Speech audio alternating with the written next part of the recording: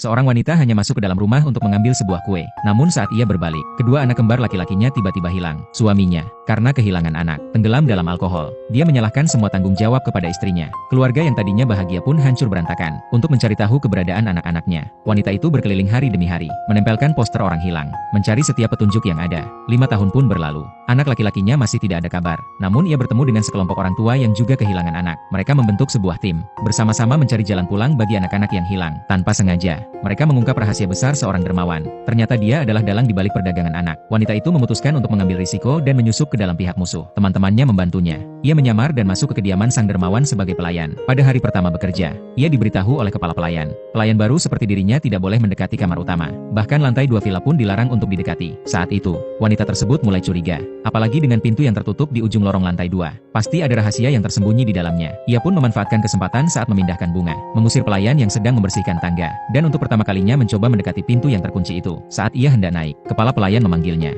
Wanita itu menjelaskan bahwa ia datang untuk mencari bantuan karena ada ular di taman. Padahal di seluruh kawasan, kepala pelayan sudah memerintahkan untuk memeriksa setiap sudut. Bahkan seekor lalat pun sulit masuk, apalagi ular besar. Dengan cepat, kepala pelayan menyadari niat buruk wanita itu. Ia pun dihukum untuk pergi keluar dan menangkap serangga dengan tangan kosong. Namun hal itu justru menguntungkan wanita tersebut. Ia menggunakan bubuk obat khusus untuk menarik seekor ular besar. Kemudian, saat pria itu lewat, ia menangkapnya di depannya. Wanita itu tahu bahwa pria yang sudah berusia lebih dari 50 tahun sangat mengutamakan kekuatan fisik. Ia pun menggunakan sup ular sebagai umpan untuk bisa menjadi juru masak pria tersebut. Malam itu, ia membawa semangkuk sup ular ke ruang kerja pria itu. Ia terkejut melihat bahwa ruangan tersebut dipenuhi dengan botol berisi cairan yang merendam potongan-potongan tubuh manusia. Wanita itu merasa dingin di hatinya. Namun pria itu tampak sangat senang dan berbagi filosofi hidupnya. Meski wanita itu tidak bisa memahami kata-katanya, tapi ia semakin yakin untuk mengungkap topeng kepalsuan pria itu. Namun, yang tidak pernah ia duga, keesokan paginya, wanita itu melihat anak angkat sang dermawan yang merupakan seorang miliarder. Ternyata di belakang telinga anak itu terdapat tanda lahir yang mirip sekali dengan anak pertamanya. Ia pun menyelidiki dan mengetahui bahwa anak tersebut, sama seperti sang dermawan, memiliki golongan darah panda. Ciri-ciri yang sama persis dengan anak kembarnya yang hilang. 5 tahun telah berlalu. Wajah anak itu sudah tidak seimut dulu. Namun, sebagai seorang ibu, ia tetap bisa mengenalinya dengan mudah.